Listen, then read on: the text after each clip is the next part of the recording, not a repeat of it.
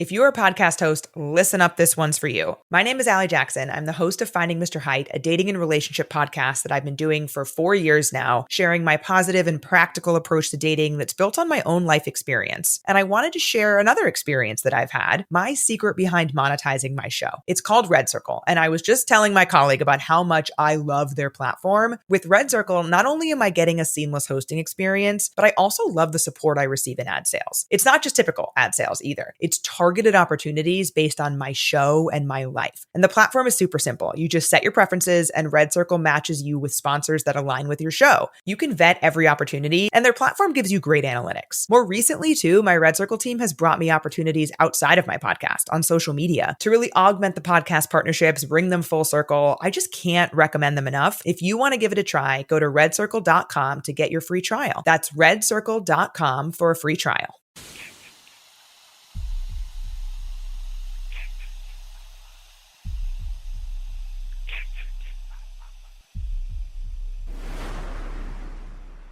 Warning, the following content may contain elements that are not suitable for some audiences. Viewer discretion is advised. Hello, kiddies. This is yours duly, John Kassir, the voice of The Crypt Keeper. And you're listening to Slasher Radio.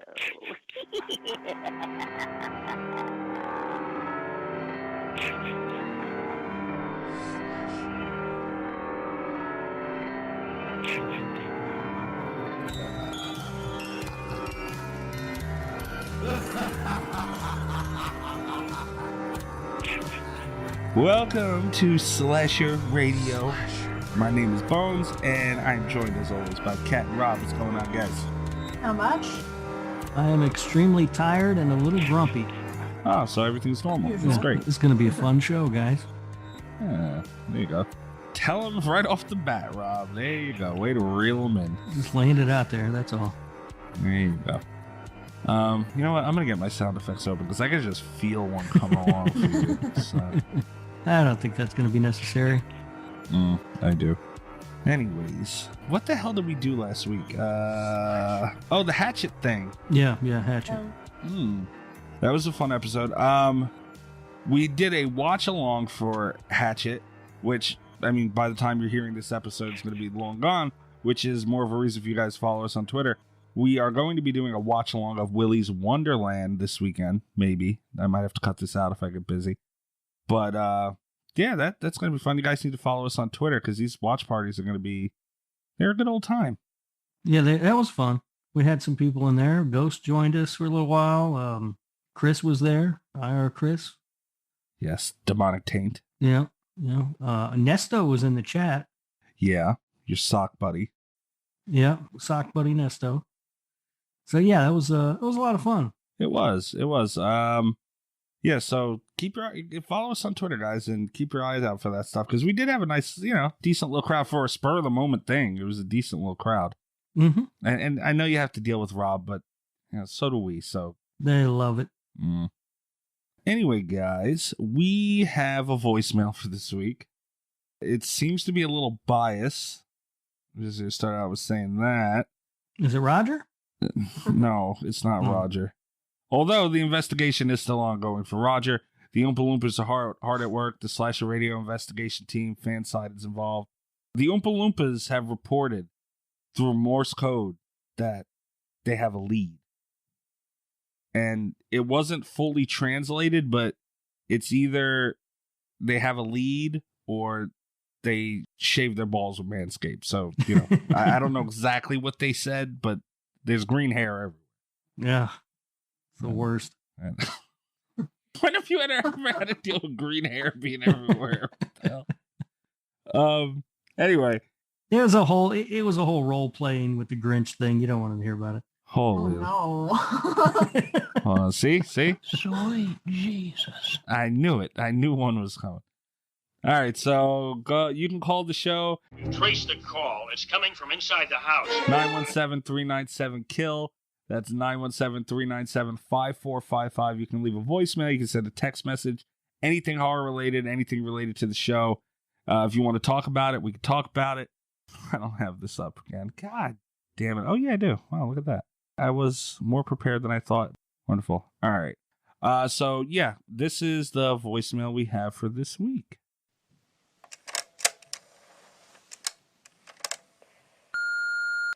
Hi there. I've been listening for a while now, and I think you guys are just great. You know, the addition of Kat has just been genius. That was just a genius move. And you two other guys are fine. If I had a suggestion for the show, one thing is I would like to hear an episode just on horror tropes. You know, which ones work, which ones don't, which ones are old. Are there any new ones? And the other thing is, if you guys would tweet out the movie like a day or so before it comes out so that those of us who like to know what's going on can watch the movie first so that we have more insight when you guys are talking. So that's, I guess, all I have to say. Thank you guys. You guys are doing great. Keep it up. Didn't even mention Cabin in the Woods. I know. I'm very disappointed, Kat's mom. We love hearing from you, but damn, no Cabin in the Woods, nothing, no slander. Well, I will say she little tells slanders. She tells me about 5 times a week that we need to start tweeting out the movies in advance, and this is coming from someone who asks me at least double that what movie we're doing next week. Oh, so she's more on top of shit than we are. Oh, wow, that's good to know. Yeah, and a lot of the time she'll be like, "What movie do I need to be watching?" And it's like, I don't even know yet. Yeah. I haven't watched it. A little peel back the curtain moment. We usually just message each other around Wednesday in the group chat. So what are we doing this week? Yeah, we are doing a show this week, right? Yeah. Is that still a thing? She is right. And you know what? Miss Kat's mom, I actually tweeted about Hatchet when it was a little before it was coming out. And you are right. She is right. I mean, usually way back in the day, we would have stuff planned and that went out the window very quickly. So yeah, it is true. Cause you know what, when we do things, like I think the platform is a good example where, you know, like I feel bad giving spoilers, but like our shtick is like casual conversation with our viewers about these things. So how do we not, you know? Yeah. And also, Mrs. Valor, you could follow us on Twitter and join one of our watch parties if you'd like. And then you can converse with us during the movie. That's always fun. Rob's going to get cursed out during the movie. This is great. And we're just fine, Rob. You hear that? Yeah, I know. Yeah, just fine. We're just the garnish to Cat's steak, apparently. Her well done My steak. well-done steak. Yeah, there it is. Oh man, I don't like. I know how Rob feels now, almost kind of. The hell is that? Yeah, it ain't so nice, is it, over here on this side of the fence? No, it sucks. I want to go back so badly.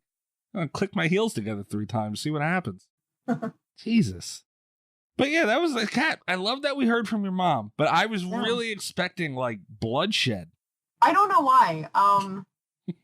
My mom's a very nice person. I have very nice parents. They don't know what is wrong with me. That's hilarious. You could tell she was nice by the way it started, when she's like, "Hello there." Yeah. That was the nicest voicemail we've ever received. Even though me and Rob caught the backhanded compliment. Even though Yeah. you're just fine. But even that was still the nicest one. Yeah. Well, I don't know. you know, the Roger was thing pretty is, nice. She listened to one episode that I was in. I don't even remember which one came out first, because I know we aired them out of order. But yeah, she listened to one, and she had only nice things to say, and then she listened to the Cabin in the Woods episode, which I told her not to do, because I knew it was gonna make me mad, and I was like, I don't want to be mad at these guys.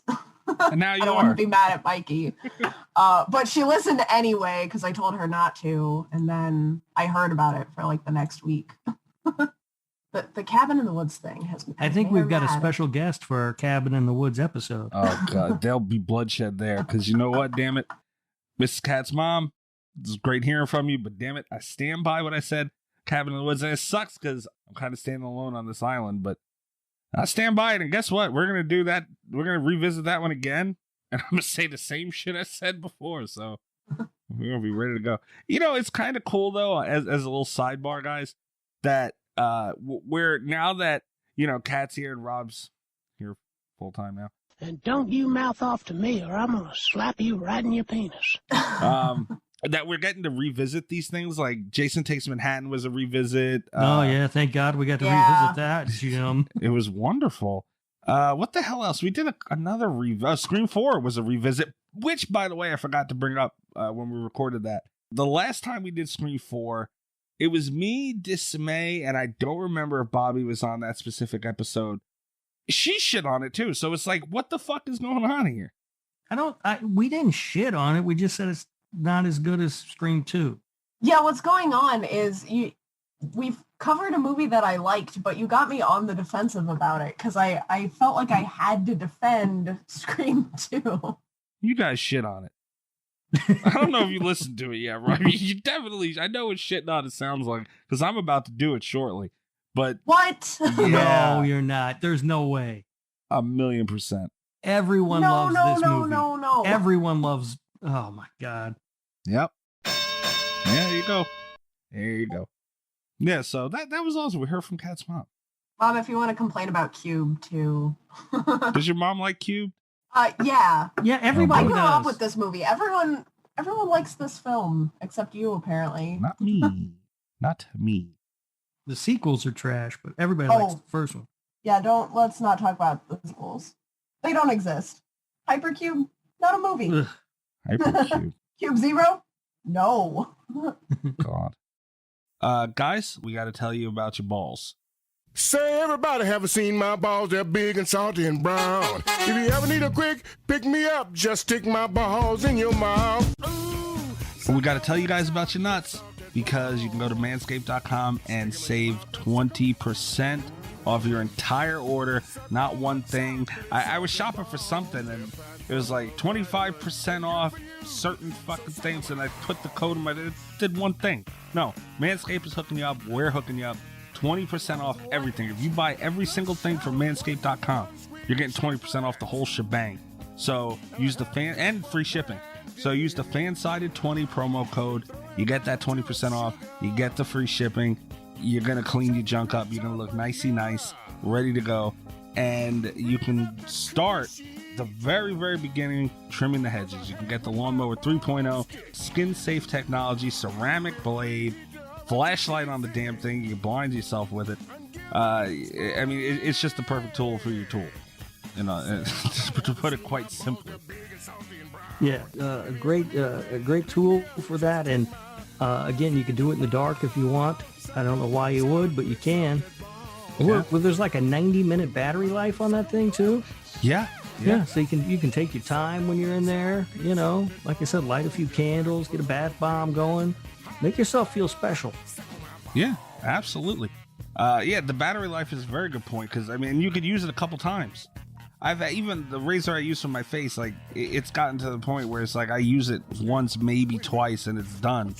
You know, and if you keep up with your stuff, which isn't all that bad of a deal with the Lawnmower 3.0, because it's one of those things that's quick and easy. You're not going to have to worry about nicking yourself. So, you know, and don't go my route and go completely careless with the damn thing. I did that one time.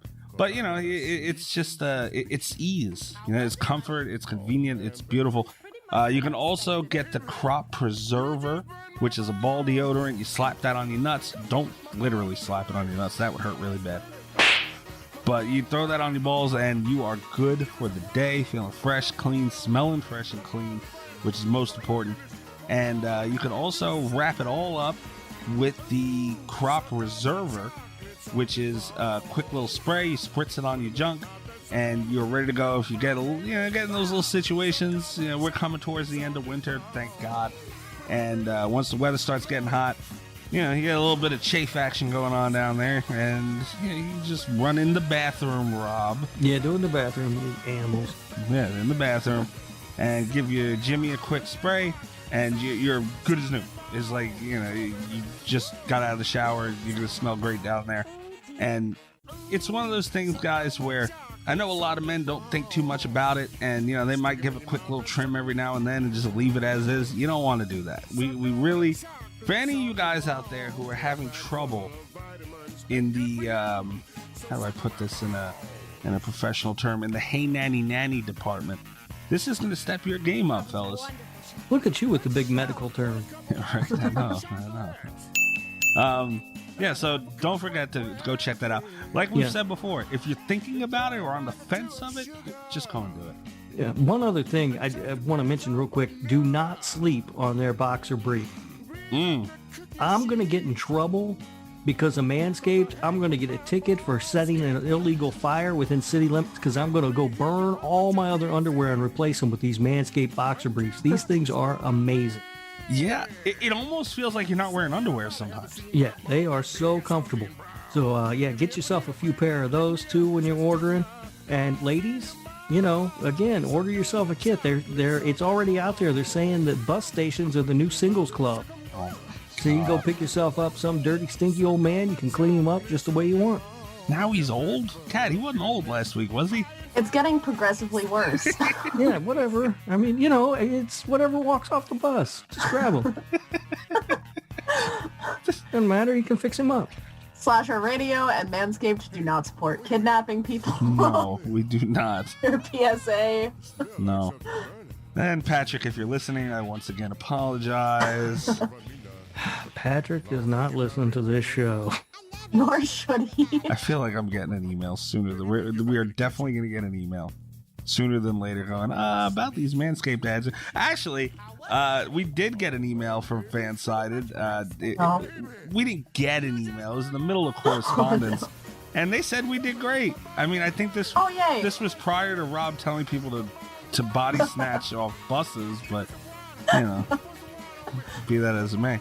It's hard dating in a pandemic era, guys.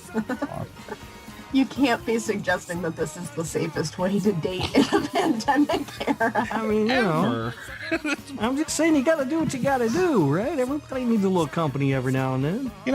That is a pretty good point, too, with this pandemic. I would imagine there are a higher amount of people who just let it go. Oh, yeah. There's some nasty folks walking around. Oh, yeah. So get your business in order. Yeah, this is the perfect opportunity. If you've been stuck in the cave and haven't really gotten to go out and do much, and you're looking to get back in the game, no better way to do it and save some money in the long run. Yeah, clean yourself up, head to the bus station. And if Rob is right, if you do go to manscaped.com and check something out and pick something up, rather, throw in a pair of those boxer briefs because they really are nice. Oh, they're amazing. They are super comfortable. I was wearing them as a joke, but it's like wrapping your nuts in a little slice of heaven. It's nice. Oh my god, Kat, wait a minute. So hold on, you were wearing them as a joke, like? Yeah, I was wearing them around the house as a joke, because I don't go anywhere. I haven't left the house for like a year, so I just wear, and usually I wear just like men's boxers anyway, and sleepy pants. I wear like soft, fuzzy, right? Usually Harley Quinn or other DC franchise pants. So no, I was wearing the Manscaped boxer briefs because I thought I was being hilarious, but they're really soft. I can imagine Kat sitting there going, these are actually pretty nice. Yeah, no, they're amazing. And Kat, now you've got your Manscaped. You could have gone to the bus station and got the guy to watch Saw with you on Valentine's Day. Valentine's Day. Yeah. Oh. God, can you imagine how freaked out that guy would be? If he just grabbed some dude off a bus, took him home, cleaned him up, and then put on the Saw movies? Listen, I've got a razor from Slasher Radio for free. Let's watch Saw. Let me take you home and shave you. And he's gonna be like, oh, this is great. I'm getting taken home, showers, shaved down, all trimmed and primped up, probably dinner. And he sits down on the couch like, wait, we're watching Saw? Which one? All of them? All of them? He'll jump out your fucking window. But when he jumps out that window, Kat, the view you'll get of his ass will be sparkly clean. Yep, he's gonna be aerodynamic. Thanks, Manscaped. He won't jump out the window. He'll glide out that bitch. Make a perfect landing on the sidewalk and haul ass down the street completely hairless. Good Lord. All right. Well, now that we've killed that sponsorship. Yeah, right. Yeah. That's the end of that. All right, guys. So now that the balls are taken care of. All right, guys. So do you want to get into the news? Yeah, let's see how much money cats we can spend. I don't really have anything on here that Oh. yeah, I don't think so. Very upsetting. Sorry, Kat. That's okay. It's time to hump the news with Rob Humphrey. He's not a genius. Alrighty. First up, very upset about this, even though I didn't watch any of it. So I might be part of the problem.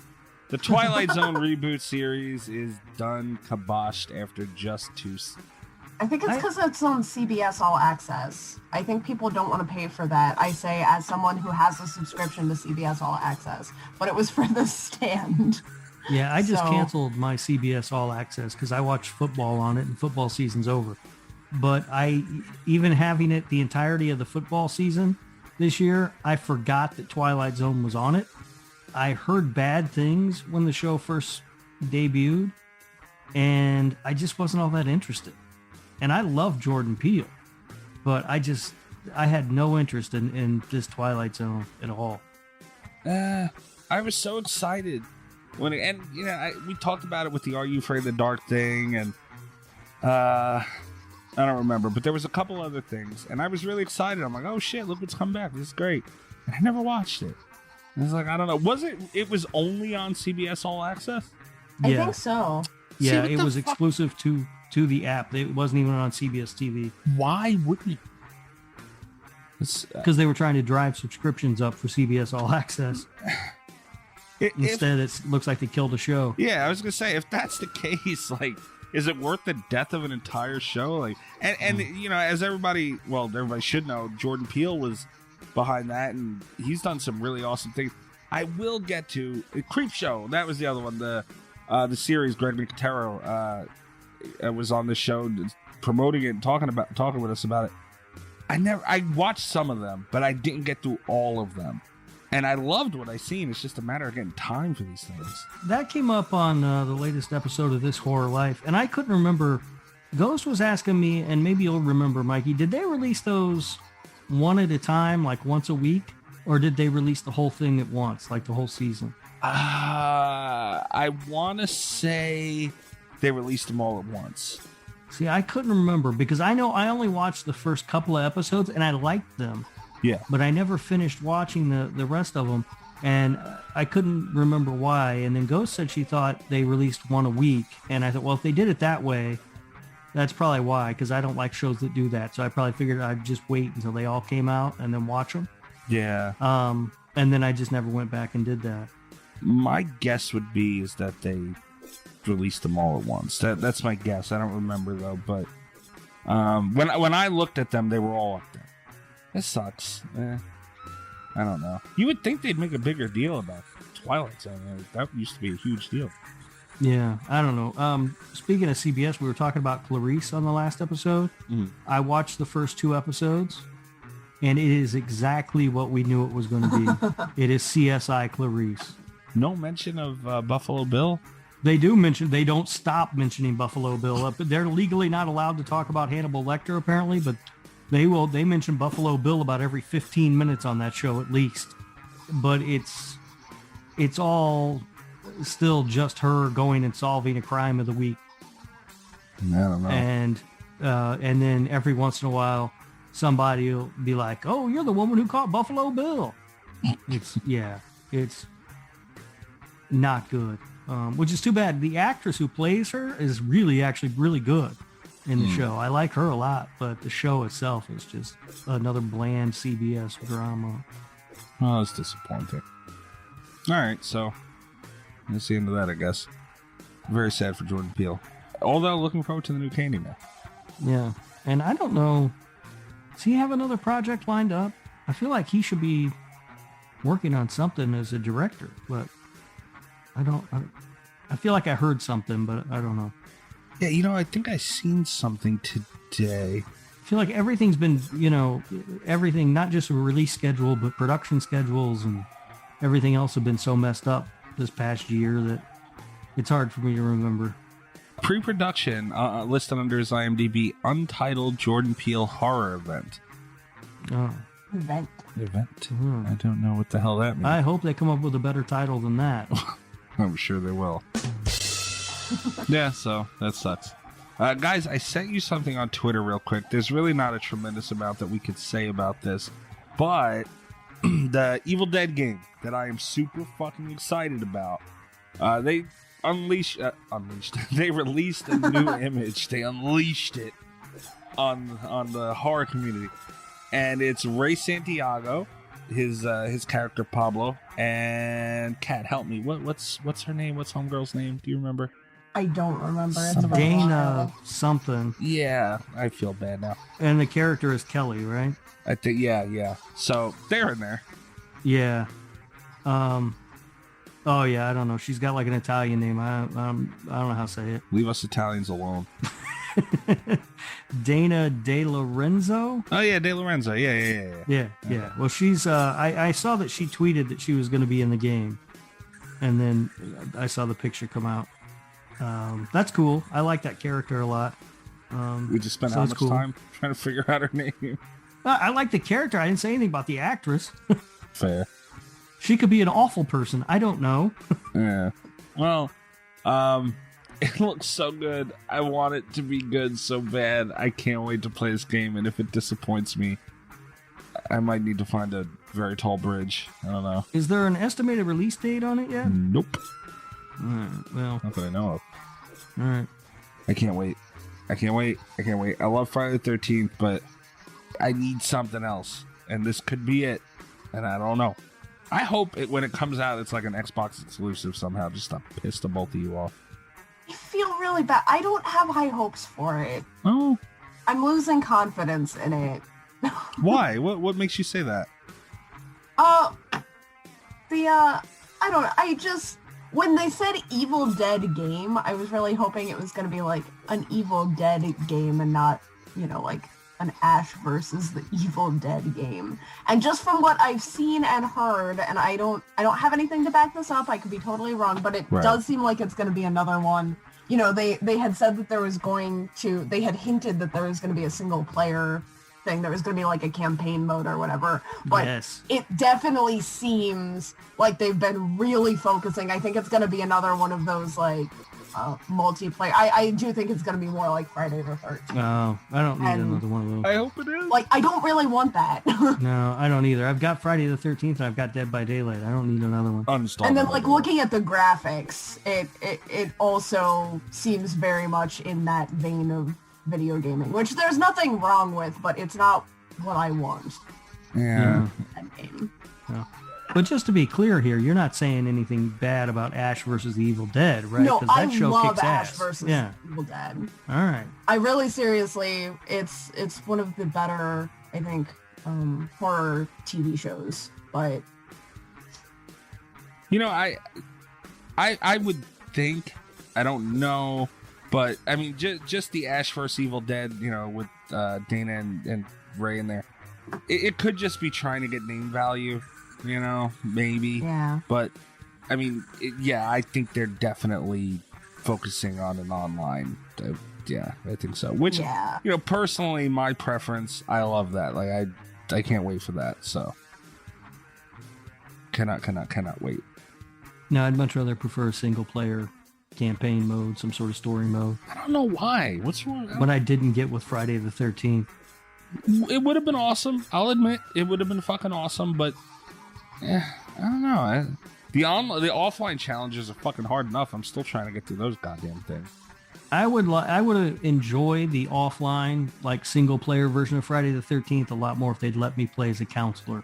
Yeah, it's no fun. I wish that would have been part of it. Just let me make the decision, because sometimes it is fun to, try to escape. Well, play online. I don't want to play online. Why? You will get better at the game, I promise you. I don't want to deal with all those stupid people. I don't see the big deal. What is this with new video games? I'm gonna sound like a crotchety old man here, but hear me out. What is with like the new generation of gaming being so people focused? If I liked people, I wouldn't like video games as much. Well, I mean, look at the I mean, don't get me wrong. We're gamers and we're older, but you know, their demographic, I would imagine, is mostly kids and look at Fortnite. You know, tomorrow afternoon you can see Kat in her front yard yelling at the clouds. Yeah. No, I have video games. I can be inside. They keep me inside. Yeah. Now I'm not. I'm with Kat. I'm not crazy about. Part of the reason I like to play video games is to not have to socialize with people. Yeah.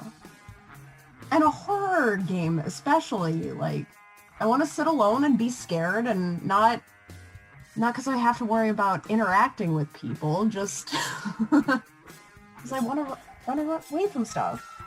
That's fair. I want to be a counselor. All right. Well, next up, and there's really not all too much that we can really say about this, but it's just to piss Rob off, if I'm being completely honest. So thanks. Yeah, no problem. Sherry Moon Zombie interviews Rob Zombie in an animated video. Yeah, I forgot. Which actually is kind of cool.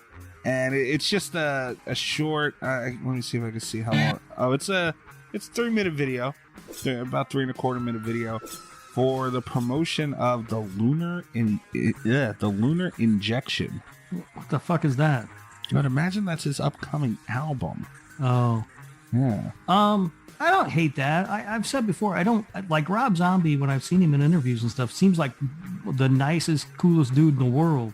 And so does Sherry Moon Zombie. She's great. They seem like wonderful people. So I don't hate that. I mean, the fact that it's animated, I don't like cartoons very much, so I don't know about that. But yeah, I don't hate that. I'm still not gonna buy his album. I'll never understand. You say you don't hate Rob Zombie, but anytime we mention something to him, you get mad. Well, because whenever we mention him, it's in, his movies or something. I don't like his movies. I'm going to call Bobby one of these days, I swear to God. I don't have to like your movies to like you. You know what I mean? That's fair. Anyway, Kat, I mean, there's really not much to say about this one, right? No. Not really. Yeah, it pissed off Rob, so it served its purpose. Are you going to buy the album, Kat? No. I'm not. That's really the one thing that maybe could have got Kat to spend a little bit of money on this one. Maybe. Yeah, goes that. We're going to need you to go pre-order the vinyl, please. Yeah, right? Now, if it had been... you got me really excited at the beginning because if Sherry Moon Zombie and Rob Zombie were to do an animated horror movie, I would have bought it without asking any follow-up questions. Have you not seen the Super El Bisto or whatever it's called? The hell? There's Rob Zombie, and he did an animated movie. Did he? Did he? Yeah, it's called. Maybe I'll spend money on it. No. It's called The Adventures. What is the name of that movie? It's called like The Adventures of El Super Bisto or something. It's actually pretty funny. Huh. Might be his best movie. Oh, come on, Rob. See, this is what I'm talking about. It's called The Haunted World of El Super Bisto. It's on Tubi right now for free. Yeah, you can watch it on Tubi. Yeah, it's actually really good. I do that. Fuck is he? Rob Zombie. I would love to. Oh, it's got Sid Haig in there as Captain Spaulding. Oh shit. Yeah, I would love to live in Rob Zombie's head for just like an hour. Just see what goes on. There's like a lucha libre wrestler in it. I don't understand. Anyway. Next up, a new Pet Sematary movie is in the works for Paramount Plus. Why? Is it a follow-up to the remake, or what is it? Yeah, it looks like it. Who cares? Who watched the remake and was like, yes, more of this one. This is the Pet Sematary to back. Yeah. I will say that for that remake, I didn't like it, but I did appreciate that they tried to mix some things up and do some things different. It still didn't make it a good movie, though. I will say the wife's backstory, I've completely forgotten her name at this point, but like all of her flashback scenes were riveting. And if the movie had been about her and her childhood, 100% I would have been in. Best Stephen King adaptation of the year, like I would have loved it. But then they just kept coming back around to like, ooh, look, here's the shot. We're going to do the shot from the other Pet Sematary. Oh, but look, the scalpel's in a different place, so it's just going to be a lingering shot of this bed for no reason. I did not like that movie. I haven't watched it yet. And then they're like, don't. We're they're gonna kill the other kid, but we're gonna tell everybody in the trailer. Yeah, that was kind of weird terrible. too. Like if you're gonna throw a swerve like that out, don't give it away. Don't, terrible. It was one of those, like, it had, I say it all the time, if a movie has a ton of hype, I don't want to watch it. I'm going to wait. And it's just, I actually almost fucking watched it. I started it, I think, like, Wednesday or some shit. I don't remember. I started it because I signed up for a month of Hulu. And I'm just getting my money's worth before I cancel it, even though it's a free month. But I almost fucking watched it. And then I got busy and turned it off. But yeah, it's just one of those I never got around to. And I heard so much bad shit about it. And to be completely honest, this might be sacrilegious. I kind of think the original Pet Sematary is a little overrated anyway. No? I kind of see that, actually. I'm not saying it's bad, Cat. I'm not in any way, shape, or form. I like it. I enjoyed it. But people act like it's, To be fair, I've never heard a lot of people talking about the original Pet Sematary. So. Yeah, I have. I've heard a lot of people praise it, and it's good. It is a good movie, but you might be right. It might be a little overhyped. I've heard the correct amount of hype for Pet Sematary in my life, I think. I don't know. But just the right amount. Yeah, like just the correct amount. Yeah. I've heard it come up a little more than it should, in my opinion. But again, not saying it's bad. It's just it's a regular horror movie to me. Yeah, when it comes up, among a lot of people put it on their list of like best Stephen King adaptations, and I think that's maybe a little high. It's on the list. I just don't think it's, at the top of the list. Well, it's not above Maximum Overdrive on the list. Okay, moving along from Stephen King. Speaking of Paramount Plus, there's a new Paranormal Activity movie. Yeah, I heard about that. Yeah, it's going to premiere exclusively on Paramount Plus. Oh, I did not hear that. No. I knew they were making another movie. I didn't know it was going to be on Paramount Plus. I don't know what the fuck to think of this thing. I'm not even really sure what the fuck Paramount Plus is. Another streaming I assume service. it's their streaming service now. Everybody's got their own streaming service. When it comes out, I'll sign up for the free trial, watch it, and cancel Yeah, it. that's how you do it. Yep. I mean, everybody knows how much I love Paranormal Activity. I'm very weary of this latest installment. I know that Christopher Landon's involved, and whatever, man. I mean, Yeah, I don't know. I'm rather ambivalent towards the whole Paranormal Activity franchise. Speaking of overrated, I don't. Oh, Cat, no, don't you know? Come on. Yeah, sorry. I'm not a huge fan of the Where's Waldo of the horror world. Guys, come on. Hold on. You know what? Wait. Come on. I know it got away from itself. I get it. But those first three movies are fucking solid. I didn't watch the third one. I'm not sure I made it all the way through the second one. Oh, the second one's terrifying, Cat. I don't know if you know this or not, but the pool cleaner gets out of the pool. What? Yeah. He finally makes it out of the pool? 45 times in a row. It gets out of the pool. It's so scary. Stop it.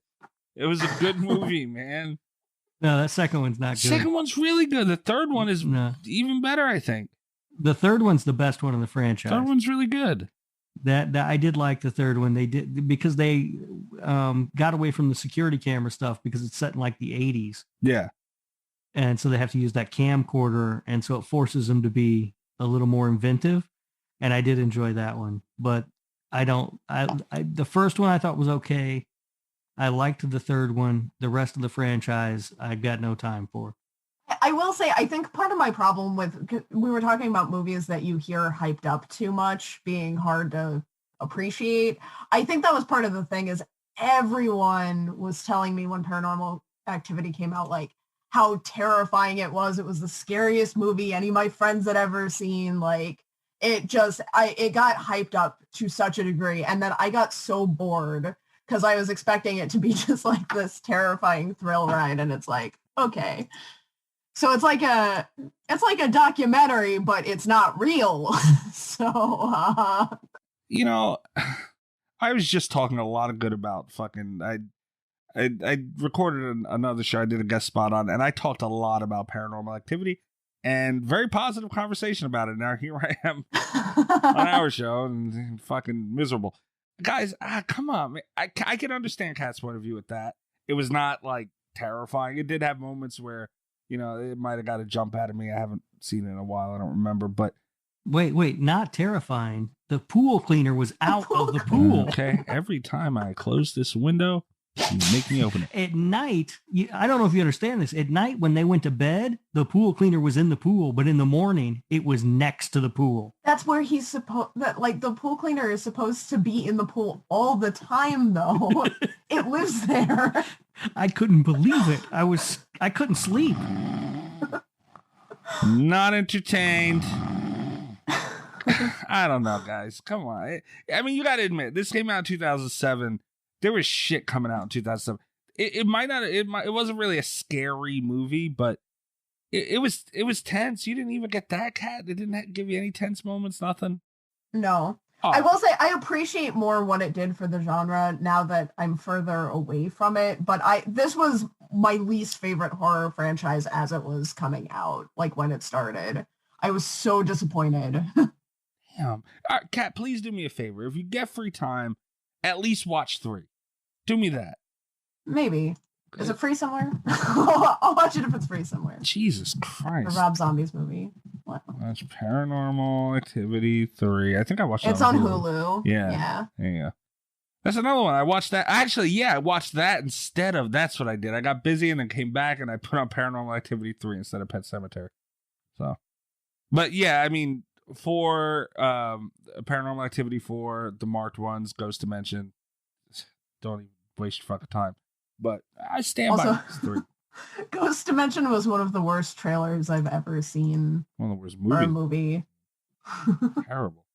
It was almost, I'm not even going to say it was as bad as Rubber. That's disrespectful. But Rubber's a damn good movie. Okay. Fuck off! I don't know about all that. Damn it, man. How do you guys find a way to piss me off every fucking week? It's just not, I don't like watching a movie where I have to do that much work to find what's scary. I've gotten a lot more hostile since you said that you were going to be upset about this week's choice. Like, I came in a good mood and now... Yeah, that is a problem, Mike. You cannot hold that against me, damn it. It's not fair. Paranormal Activity did nothing to you, okay? It did nothing at all. That's the problem. Yeah. Shout out to Katie Featherston. God damn it. Who, by the way, I took a shot in the dark and DM'd again and see if she wanted to come on the show. I haven't received a response yet. So, yeah. Kind of figured. I'm not surprised by that. Me either. That might be a bridge burnt. That's a fire! And that's not even my fault. You can't even blame that on me. No, I can't. Although maybe she did consider it and she listened to our latest episodes and heard your dating advice and got mad again. It could be. I don't know. She went off on poor Bobby on Twitter. It was so funny. Anyway. Now, my turn to piss you guys off. All right. We're talking about Cube, 1997. So I want to start by saying the first episode that I was on, you guys asked me, like, what got me into horror. And I credited the Scary Stories to Tell in the Dark, the books. Right. That was one of the first things. But I grew up watching, like, classic, like, monster movies and ghost stories, House on Haunted Hill, 13 Ghosts. Love those. The old Universal things. But Cube was the first, I, like, for a long time considered Cube, like, the first scary movie I had ever seen. Because it was the first time ever in my life that, like, as I was watching, my mom left to take a phone call and my uncle was watching this on, like, the Sci-Fi Network. Like, it was running late. They were doing, like, a late night movie marathon. And my uncle was watching this and I sat down and it was one of the first times where I was like, this is a scary movie that I'm watching as I was watching it. And it was like, I don't know if I'd be allowed to watch this if my parents were here. Like, but I love it. So I think this is the movie that got me into the genre. It's got, like, very near and dear place in my heart. Well, so make me mad. I feel bad for everything I'm about to say now. Way to ruin my fun, Kat. That's great. Pull out ahead with the guilt trip. Yeah, it's not gonna work. I did not like this movie at all. How? What didn't you like about this movie? It's awesome. You know, The way it started just annoyed the shit out of me. What? The acting was bad. I can get over that. It's a horror movie, expected. But they knew way too much about this fucking cube structure right out of the gate. How? Like, you wake up, think about Saw, Kat. I mean, that's right up your alley. Like, they woke up and they had no fucking clue what was going on, where they were, what to do, anything that was happening. This was like a precursor to that, though. Like, all of the torture porn stuff started in the early 2000s. This was 3 years ahead of that. Yeah. This paved the road for this. Like, there was no standard when this came out. It was groundbreaking. See, Rob? Now, do you still like it? It's the reason we have Saw. I love this movie. It can't be blamed for the sins of those that come, later. That's hilarious. Yeah, I don't understand how you don't like this movie. It's almost perfect. Like, it's such a simple concept. The only thing that isn't perfect, because I hadn't seen this one for a few years before we watched it. It was one that I used to watch very regularly, and I haven't seen it for 5 or 6 years. And I was so nervous that I was going to sit down and not like it as much as I remembered. And the only thing that really hasn't held up, I think, is the blur effects were bad. Yeah. There were a few effects that I noticed were dated. But for a 90s movie? Yeah.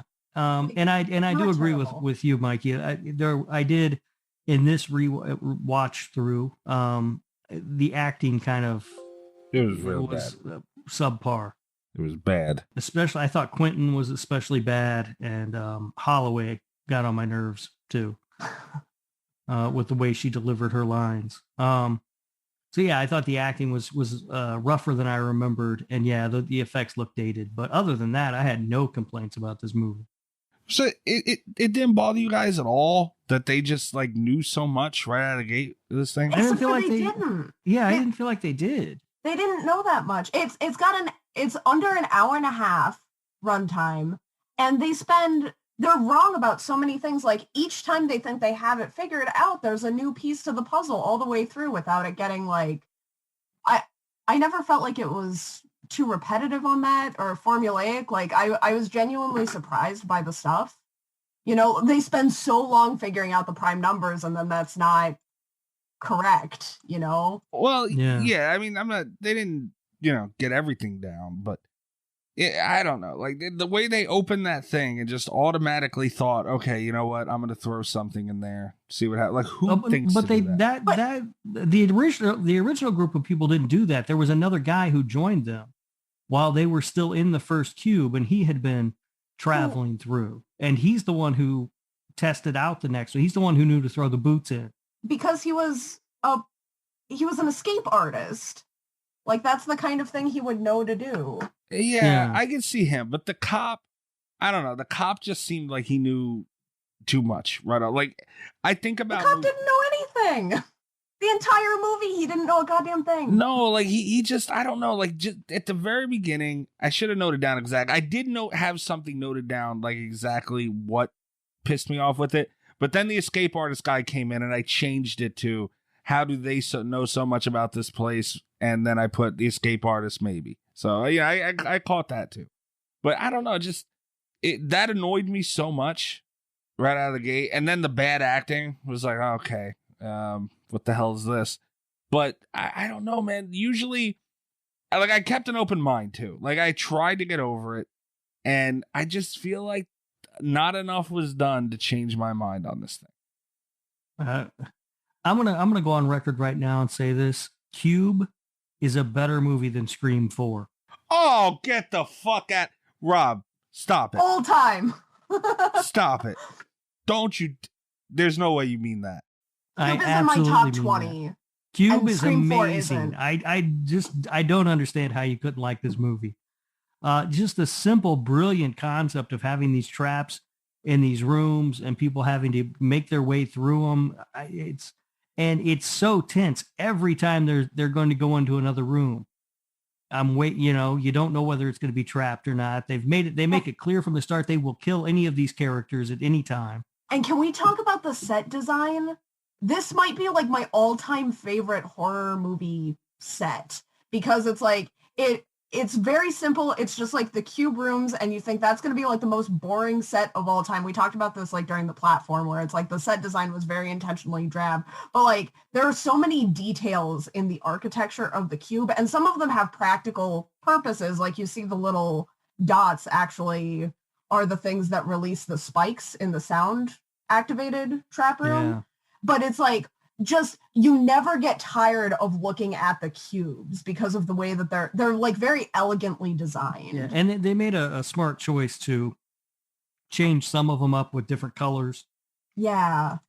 And that sort of thing. I think I read somewhere that actually I guess it was shot on a soundstage, and they only built one cube. Is that all just like lighting effects? Yeah, it was just lighting effects, and maybe they built two, but I thought I'd read somewhere they'd only built one, and then like the walls for the other ones, so that you would, just like the wall that you would see when you were looking through the window. Yeah. I would have to double check on that again, but it was something like that. Like it was, I mean, obviously they didn't build some grand 27-story high structure to make this movie. I'm guessing they made this movie for about $10. Actually, they made it for, which I just looked up while you guys were talking a little while ago, and I don't like it even more. The budget for this movie is $365,000 Canadian dollars. It's a goddamn Canadian movie. It is a Canadian movie. Why? Well, 365,000 Canadian dollars is roughly about $35.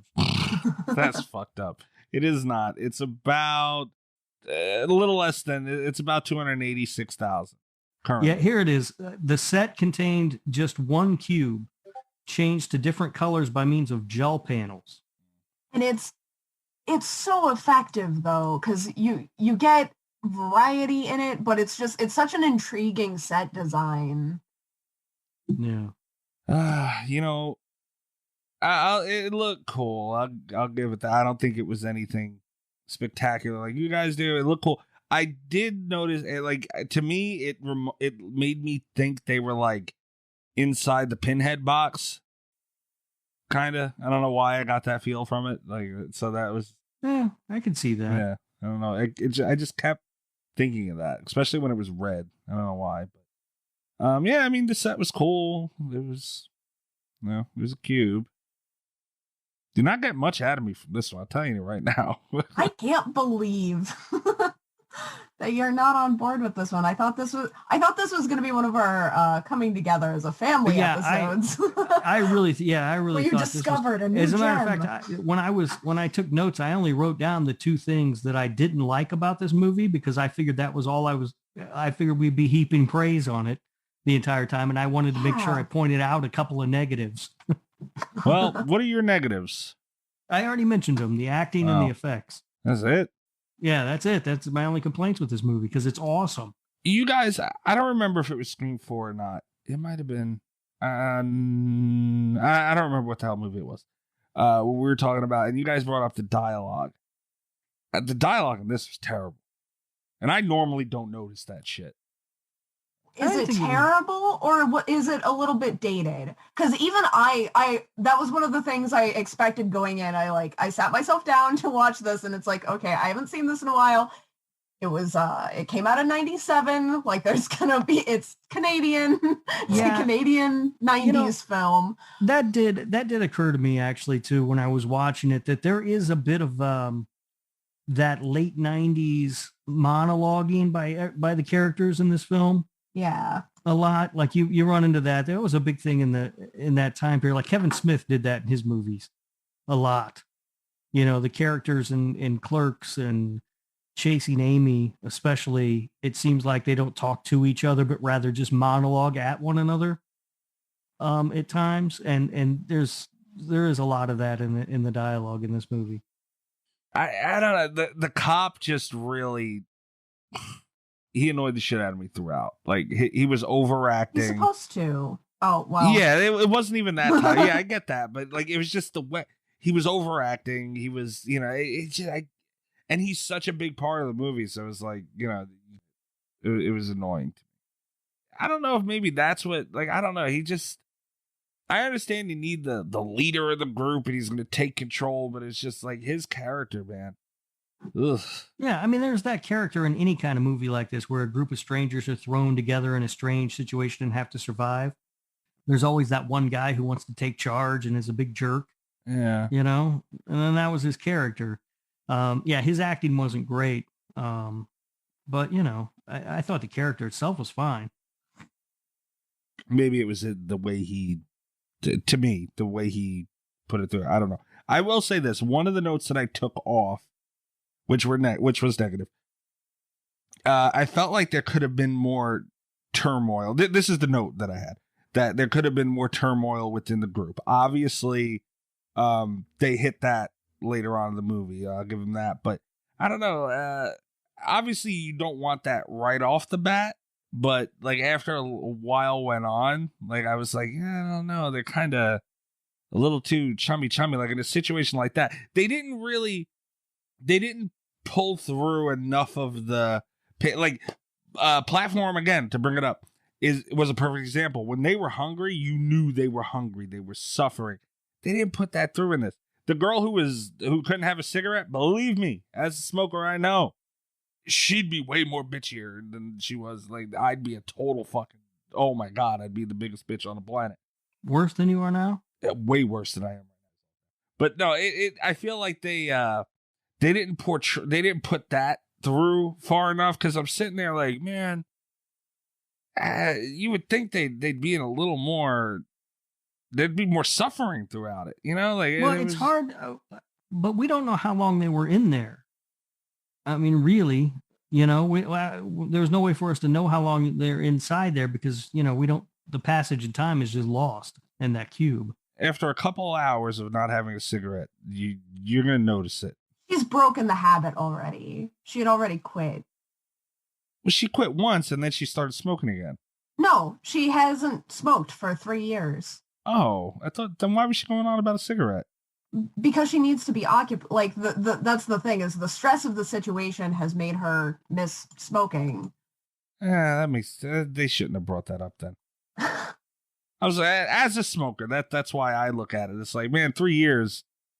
I mean, I guess I could see a situation like that making you need a cigarette, but I don't.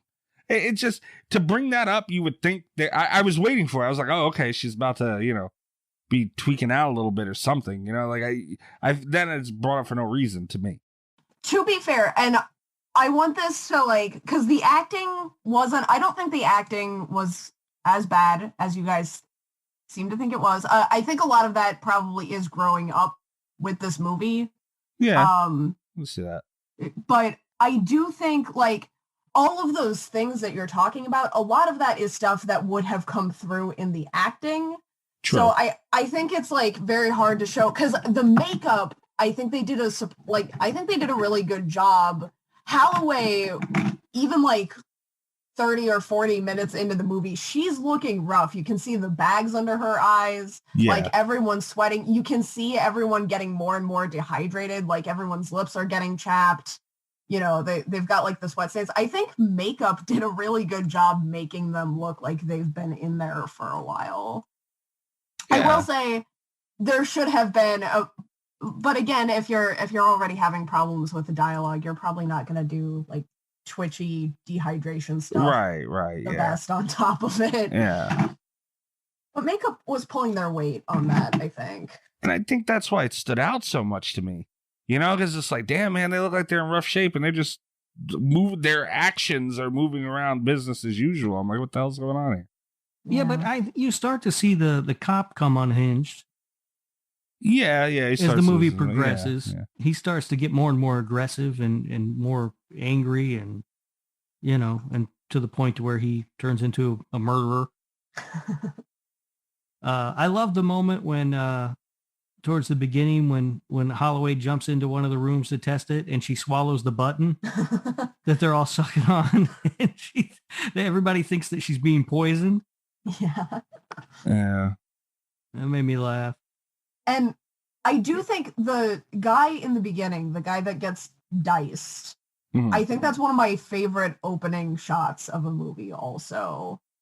Like, that was just, it's all quiet. There's no dialogue. Yeah. Yeah, it's a cool opening. That was one of the effects though that looked really dated, I thought. For the most part, and that was a little bit disappointing because I do remember that one being better in my head. For the only thing that really bothered me about it watching it back, I was still kind of impressed with how the body looked falling apart into cubes. Yeah. But he didn't have a brain. Yeah. I didn't even notice that. That bothered me a little bit on the rewatch. That's a bit of a problem, yeah. He shouldn't have gotten that far without one of those. Yeah. Yeah, I mean, I'll give it. I noted that too, that the body getting sliced, and everybody knows that I like when you get straight to the bullshit, and you know that was cool. Like you see, I like when horror movies set a tone. You know, like that show. If you just watch that scene, you'll know what the rest of the movie is going to be. You know, pretty much. You know what you're in for, which is really cool. So, and it didn't look too bad, considering it was 97. It wasn't terrible. Like, it's a little outdated, but it could have been way worse. I'll give it that. Yeah. No, it certainly could have been a lot worse. Yeah. Yeah. But and this movie does, I think, just get right into it because we never see anything outside of the cube. No. Yeah, see, that was my thing too. Like, I'm so confused right now because usually I'm the one who says less backstory. It's like, tell me something. You know, they could have even given shit, I forget homeboy's name. The architect who helped build the damn thing. Give a flashback. You know, to something. You know, like, except for they did, and that was the prequel, and we don't talk about that. Yeah. Oh. Oh, yeah. This one is a masterpiece. It's great. All the other ones are awful. They're really bad. Yeah. I don't think there has ever been a franchise that has dipped so much in quality just between 1 and 2. Like, No. that is a rough transition. Blair Witch? Worse than Blair Witch? Yes. Ooh, wow. I haven't seen Blair Witch 2 in a long time, but I feel like my impression of that movie was, if it wasn't called Blair Witch 2, I probably wouldn't have hated it nearly as much as I did. I would have hated Hypercube just as much if Yeah. it had not been. Yeah.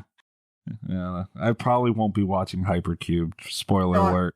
Apparently not. I'm stunned that you didn't like this movie because How funny everyone would it likes this be movie. If Mikey he somehow stumbled across Hypercube not realizing what it was, and that's like his new favorite movie. Now I gotta watch the fucking thing. It's like the Thanks, exact Pat. opposite reaction. I'm gonna watch it. I'm gonna fucking watch it. Not this weekend, but I will. I will sit down and watch. There's just to no see. way. There's no way. What if I do like it? Then what?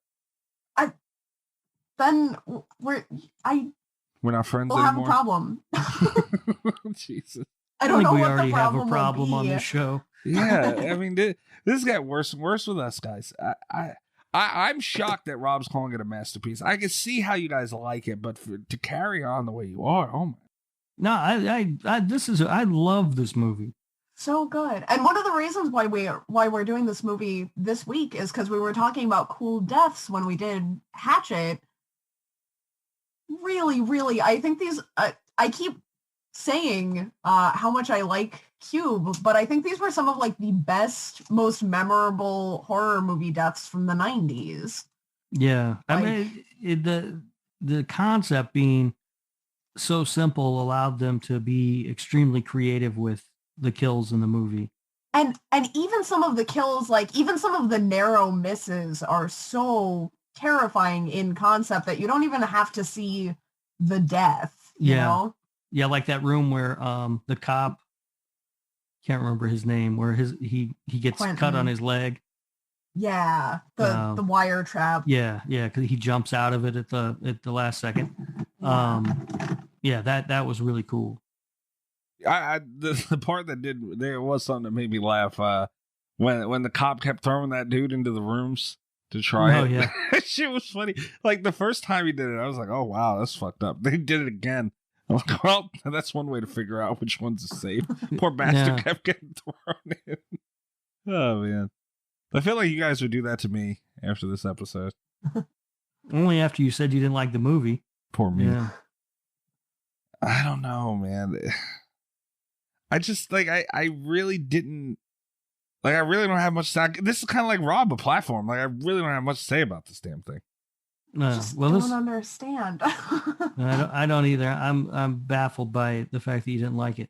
This is miles better than Platform, and you liked that one. I don't think so. And I liked both, but Cube is. See, you want to know another thing that really annoyed the shit out of me? Before they figured out the factor thing, and they started going through all that. They thought they had it figured out where they get to the edge and like now they're too high up, so they have to figure out. And he's telling the cops telling the math girl, "Oh, you got to crack the code. Come on!" After he'd let one lady go, he's telling her, "Oh, come on, we got to keep going. You got to crack the code. This and that."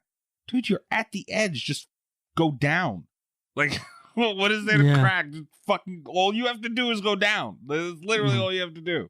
Yeah. No, you're right about that. The logic doesn't work. It wouldn't have worked because the room shift. Well, yeah, but they didn't know that yet. Yeah, they didn't know that at the time. Hold on. They did know, though, that there's a door in a direction. They don't know what direction it's in. It would have been a cube length drop. It would have been like a whole room drop onto a completely smooth surface. If the door wasn't on the bottom side of the cube, they would have had no way out. They just would have starved to death at the bottom of the cube. But either way, I mean, you either have to go up or down.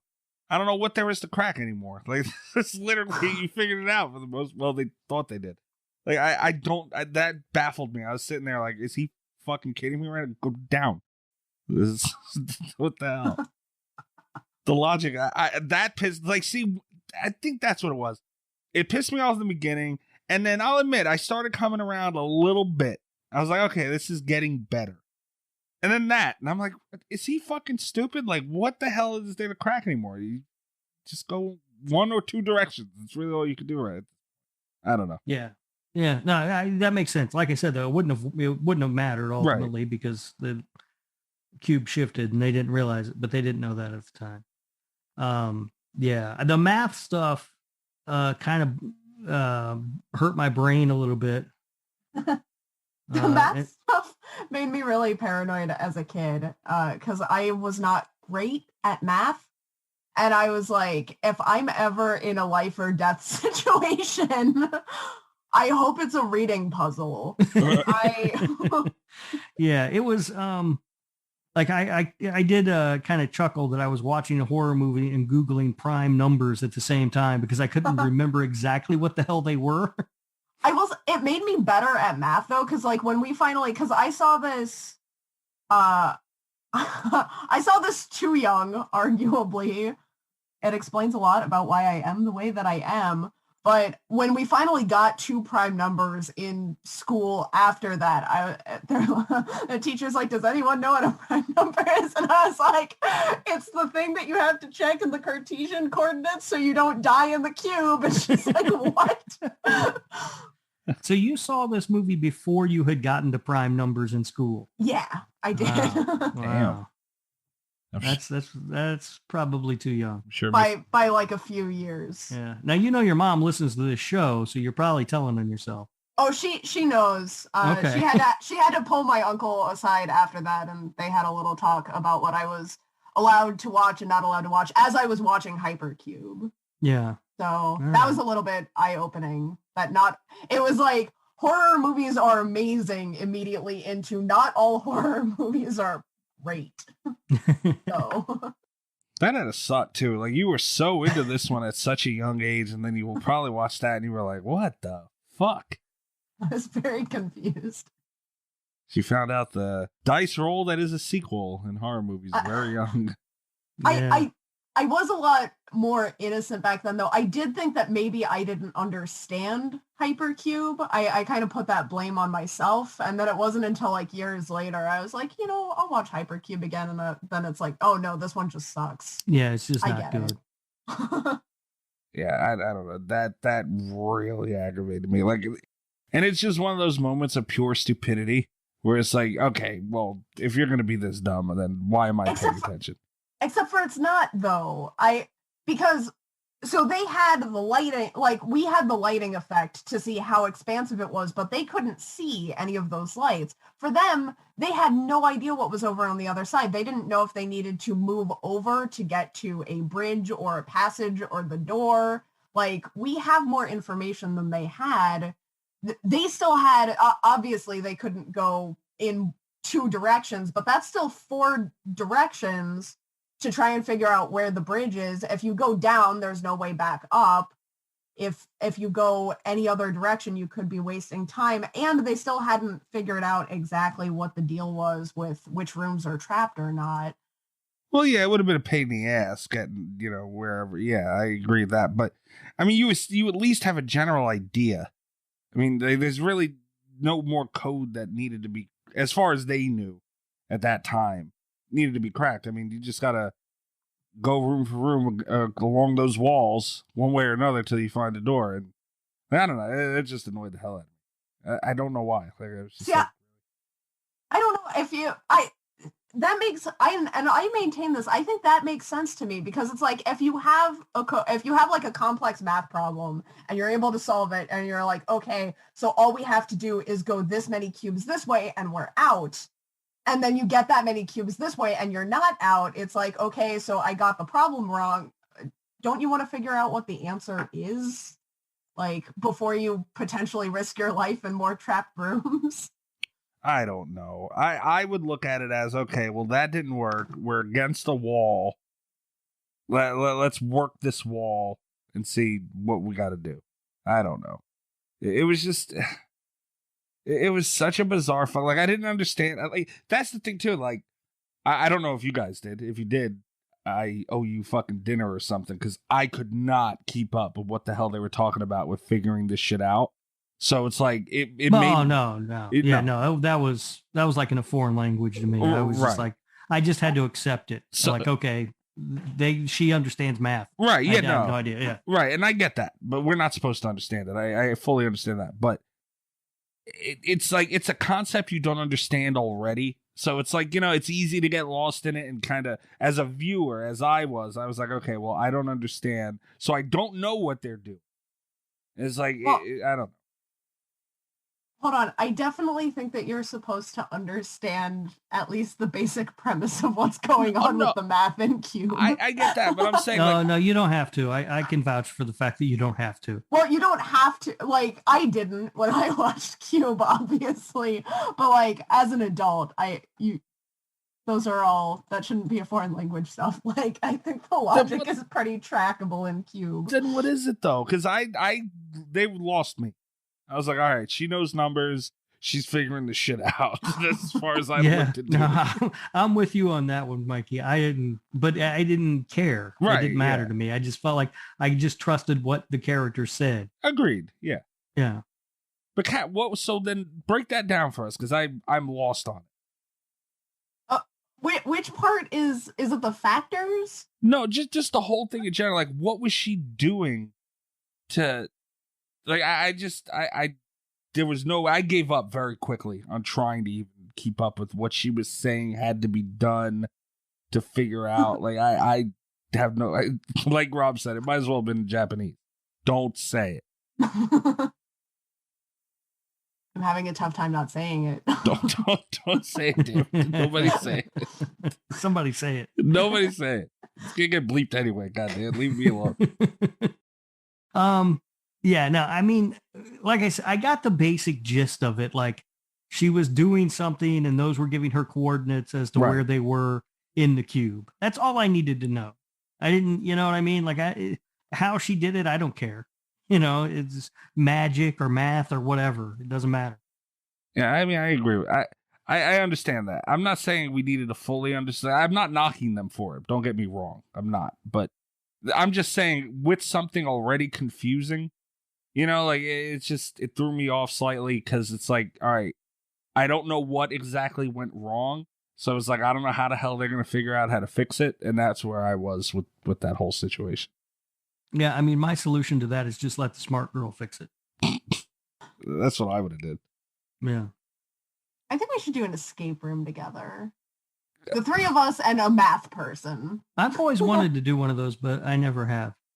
I will say, if they had a cube themed, it doesn't have to be cube themed, but if they had an escape room that was inside the set for Cube, like that would be amazing. Well, the set for Cube was just one cube. We could get out of that pretty easily. In an escape room, though. Yeah.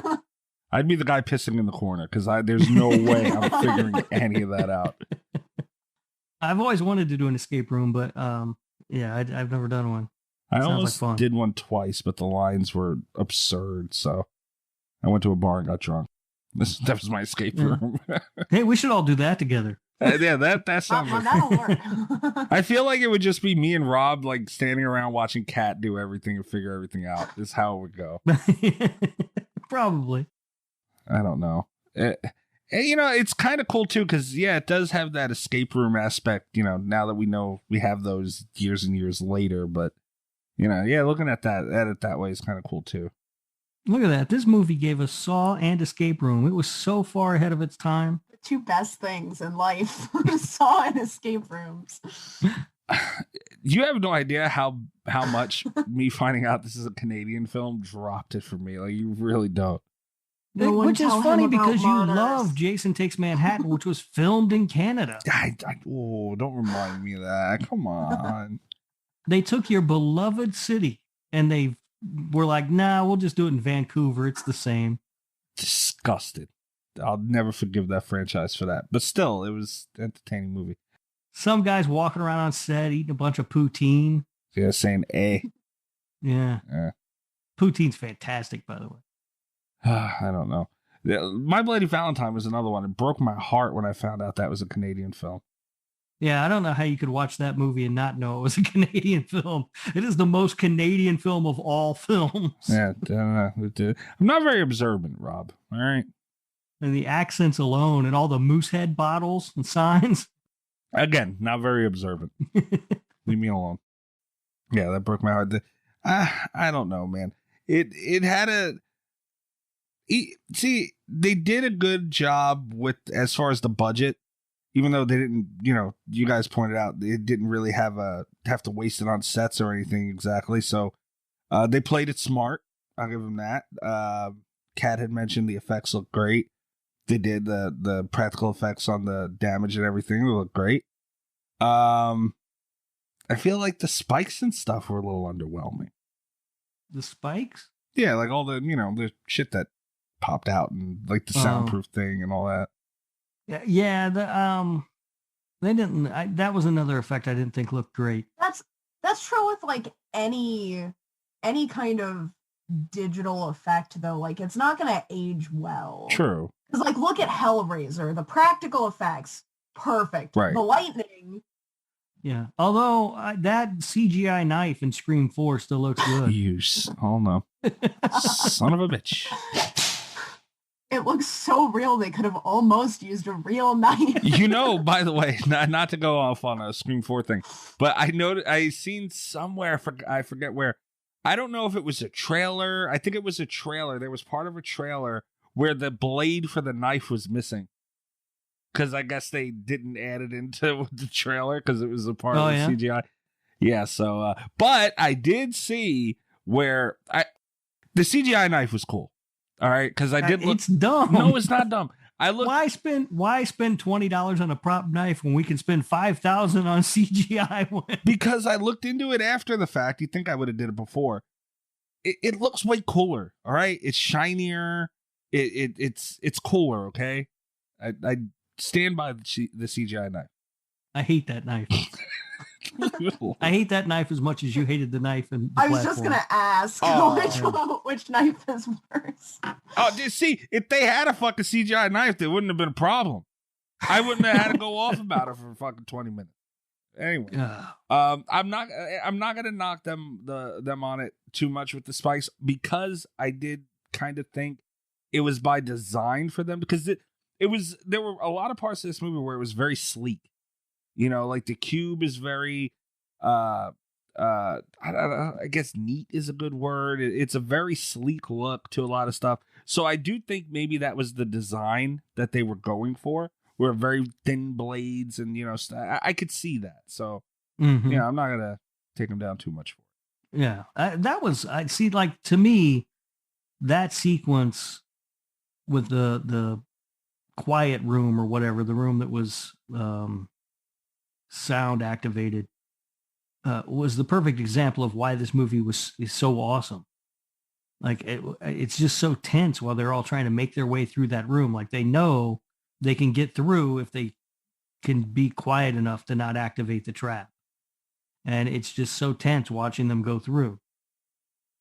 And it's one of those things too where it's like it's got a simple enough premise. You know, they did, and it's got like really interesting deaths and stuff, and they could have left it at that. But there were like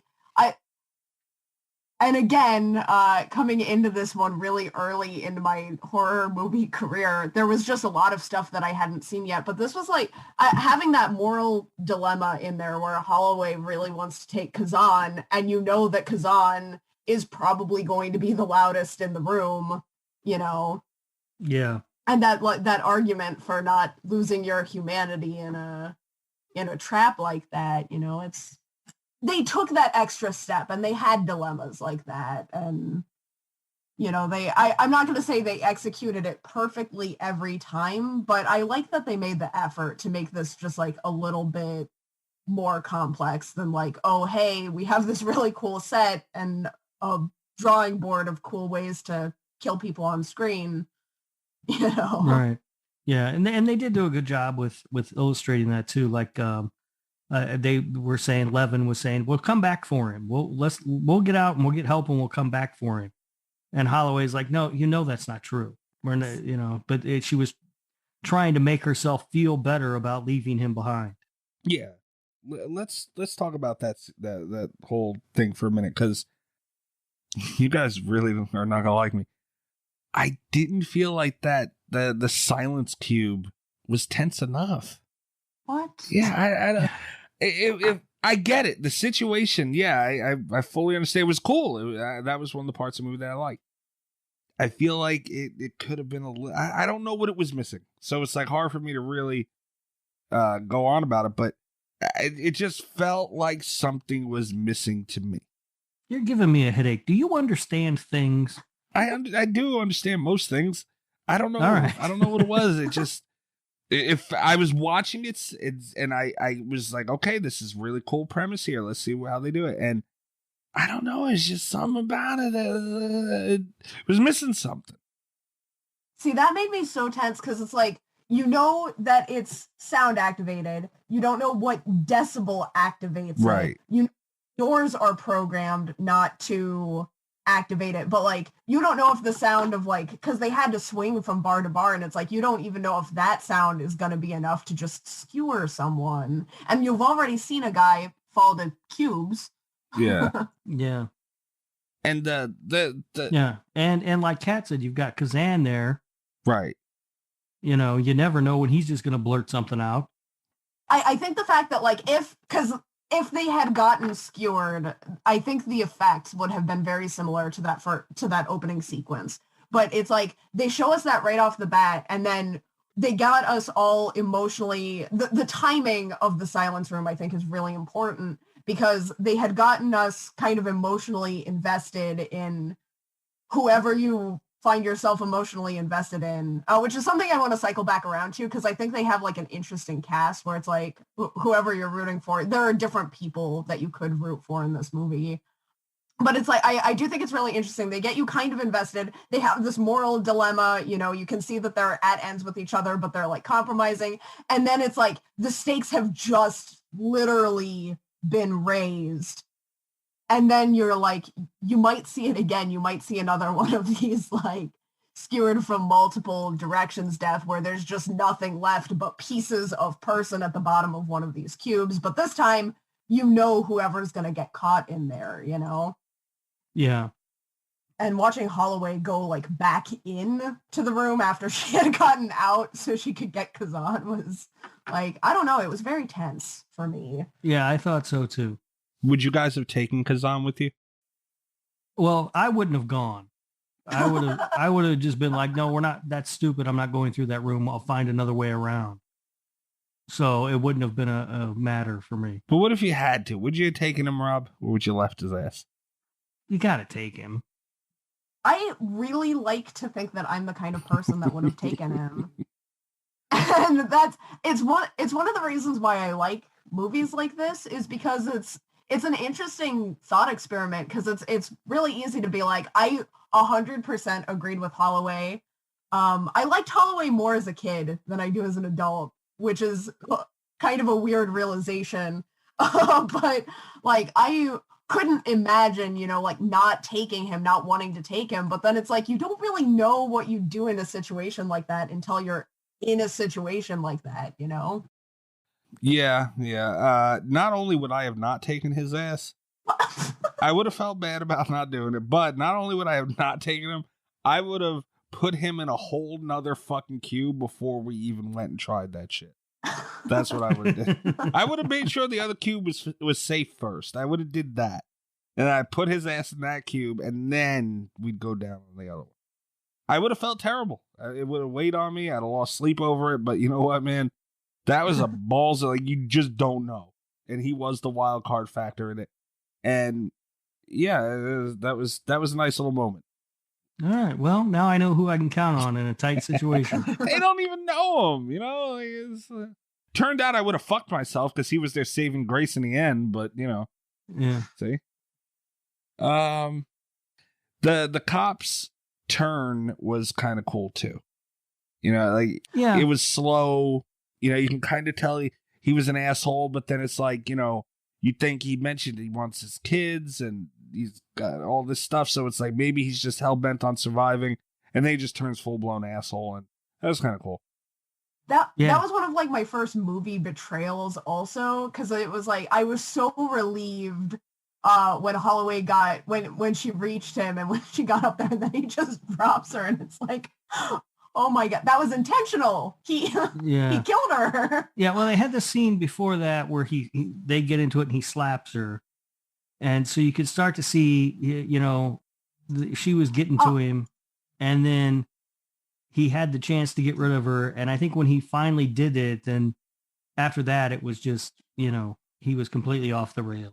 He knew he was going to be in control. And that was something that was really chilling. I don't think I had ever, there's so much stuff to get caught up on Cube. It's just like, there's a lot of stuff to pay attention to.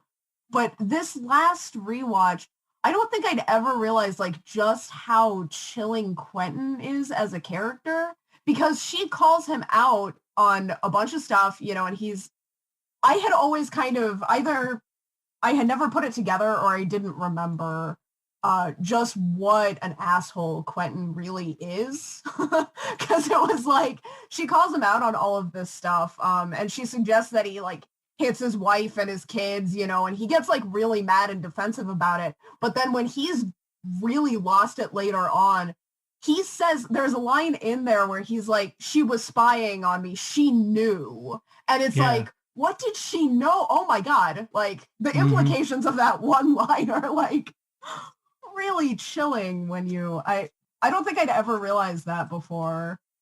Yeah, no, that's a good point. He's scary. Yeah, I did not care for him. No, he was at first I was, and like I said, he annoyed me from the beginning, but I tried to like him a little because I'm like, all right, he's hell-bent on getting everyone out of here, and at least he's trying, I'll give it that. But yeah, his turn eventually happened, and it definitely helped the whole plot of the movie. I'll give it, it definitely did. Yeah. Yeah. Did you guys know that the characters were all named after prisons? Oh my God. No. Yeah, like you have Levin, and then you have Worth, and Quentin is named after San Quentin, sorry. Now, I couldn't figure out Wren or Kazan or Holloway, though. I don't know what prisons those are, but I had read that somewhere that all the characters were named after prisons. Oh, yeah. Yeah, I didn't look that much into this movie. Wren prison is a women's prison in France. No. Yeah, well, that maybe explains why I'd never heard of it. Yeah, and I don't know. Like I said, I don't know Holloway, Kazan. I don't know where those came from, but I did pick up on Leavenworth and San Quentin. I don't know what else you guys have to say about this, but just that, it's a awesome. Great movie. If you say so. Let's Portnoy it so I can really end our friendships. All right. Who's going first? Rob. 8.3. Whoa. Okay. Hold. Now you're fucking with me. There's no way. There's no Mine's way. gonna be higher. So That's what it is. What's going on? Are you guys serious? That's what it is. It's an 8.3. It's a great movie. This has to be I a love troll this on movie. me. It has You're to gonna be so mad at me. Mine is like and because I've thought about this before. I've thought about Portnoy's for like all of my top tier movies, which I consider Cube. It is an even 9 for me. I feel I honestly think, because you guys both were like, oh, let's do Cubed, and all you like rallied immediately for doing Cubed on last week's episode. I feel like once it was mentioned and we got done recording and everything, you guys messaged each other to fuck with. Like, there's no way. Are you guys really that high on this? This is one of the most solid horror movies ever. seriously like top 20 horror films of all time for me. I don't know if I would put it top 20, but it's up there. Like, this is a go-to movie when people ask me about movies that aren't well known, horror movies that they should check out. This is always one of the ones that I mention, and people like universally love this movie. Like, you're the first person I've ever heard say anything bad about it. Yeah, I have friends who have gotten into like genre films because I've sat them down and made them watch Cube, which is something I do regularly to people in my life.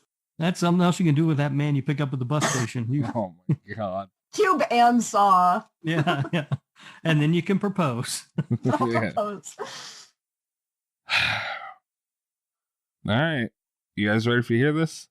No, I'm gonna be mad. You're gonna be mad. See, we were talking about Cube. I thought when I pitched Cube, I thought that we were going to be able to talk about the fun deaths. I thought this was going to be a bonding experience. I thought we were going to continue building off of when we had the top 3 rankings and Hatchet the same. I thought we were going in like a nice progression.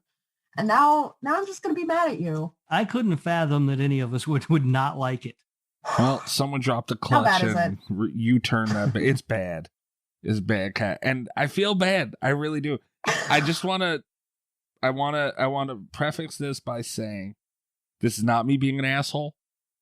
This is not me being bitter over Scream 4. This is in no way me trying to poke at anybody.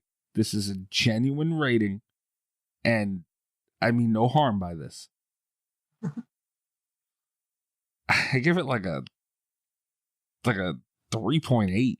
No, come on. That's so much worse than I thought it was going to be. Dead serious, I was like, guys. I was ramping myself up to not yell at you for 4, and it didn't even make No. sense. Mom, you have my permission to swear in your next voicemail on air. Oh, Lord. Lord. No. Yeah, I mean, that's ridiculously low for this I'm movie. serious. I don't understand you. I think like your brain's not wired right or something. I don't know. I don't understand how you guys have this so fucking high. I really don't. Are you sure you watched the right movie? I still think you guys are fucking with me. Like, I'm waiting for the punchline. No bullshit. Like, I'm waiting for you to say, yeah, No, this was man, planned. I'm dead serious. I've always loved this movie. 9 and an 8 point something. And you had the balls to fucking... I don't even know. I don't know. By the way, is anybody keeping a record of all these Portnoys? No. Okay. No. Although I should do that, shouldn't I? You know what? Let's start with this one. Hang on. I'm going to open a Google Doc. What a better time to start? That would be an interesting thing for the website, like an ongoing Portnoy. Portnoy. Davey Portnoy from Barstool might get mad at us, but fuck him. Well, change the name anyway. Isn't that guy kind of an asshole? Oh my God. I just, on things that Kat didn't know about one of her all-time favorite movies, I just put together that this is the same director who did In the Tall Grass. That makes so much sense. It's all, he did In the Tall Grass? Place. Yeah, he did. That Netflix movie? That was based off of the Joe Hill. Stephen King thing? Yeah. I didn't know he did that. I know he did Splice. Yeah. It's so weird. Like, I knew separately in my head that he had done Cube and In the Tall Grass, but I hadn't like connected it until just now. I didn't know that he did In the Tall Grass. I that was okay. I didn't hate it. It really impressed me, but only because the short story was written by like my all-time favorite author, and I was like, there's no way they could do that in a movie. And not only did they, but they really doubled down on it. And I was like, oh, okay. Wait, wow. who wrote it? I thought it was Stephen King, is it not? No, Joe Hill, his son. Oh, his son. Okay. Yeah. Okay. Yeah, it was a good movie. I didn't like Splice. That one. Splice not was, good. Yeah. Now, if you put that on the website, Mikey, that might be a good page to also put notes about my sock collection. Yeah, I feel like you could post your own sock collection. I mean, I could try, but I'm not real good with web stuff, so I might crash the entire site. I don't know. No, I think we're good without your sock collection listed. Well, or I could just make YouTube videos if you want to just send me that info. I think that's more for your private YouTube. We wouldn't want to monetize off of your sock collection, Rob. That would bring in way too many hits. No respect around this dump. It's we're at 170 now, 171, 172. All right, Rob, you had a 8.3 for this? Yeah. Kat, you had a 9? Even 9, yeah. Okay, and I had, what was it, a 4.6? It was 3.6. Yeah. I got so... I'm going to drop that down to a 3.6 right now. Terrible. You son of a bitch. It was almost up to a 4.8. Nope. Well, there we go. The Portnoys are now logged. My OCD is going to make me go back to at least when Kat joined the show to get the rest of the Portnoys. So thank you very much for that, guys. Appreciate it. Okay. And go ahead and put Cabin in the Woods down as a 10 while you're at it. Are you fucking... First 10 that I ever gave a movie, Cabin in the Woods, and that was, it all clicked in. I was like, this is going to be my favorite movie for the rest of my life. Jesus Christ. So what's all right, so what if we average those together? What's the overall score? You're going to make me average things? Hold on. What do I look like? The girl from the fucking movie, Rob? Yeah, I'm not making you figure X, Y, Z coordinates. You might as well be right now. It's 3 o'clock in the morning. What do I add it up and divide by 3, right? Yeah. Okay. Yes. A 6.9. I really brought that fucker down. You son of a Jesus Christ. It's under a 7 because of me. Yes. Moving it up to a 10, just right. So what's the now what we have to determine is what the cutoff will be for like a slasher radio approved movie. You know what I mean? Okay. How like Rotten Tomatoes has movies that are certified fresh. So here's the thing is it's going to have to be pretty low just because there's always one of us that's going to tank the ratings. And I know I'm that person sometimes. Oh, you know what else? This might be a conversation we should have after the show. Yeah. This is an on-air meeting. Although I do think that I've just given the lowest score we've given, I believe. Yeah, on Cube. On Cube. Sorry. Yeah, a movie that everyone loves. I've never heard of it before you guys mentioned it. And I want to just say, especially if Mrs. Kat's mom is listening, I truly do feel bad about this. Like, I honestly do feel terrible. Call her by her name. It's Mrs. Valor. No, Mrs. Kat's mom is so much more fun.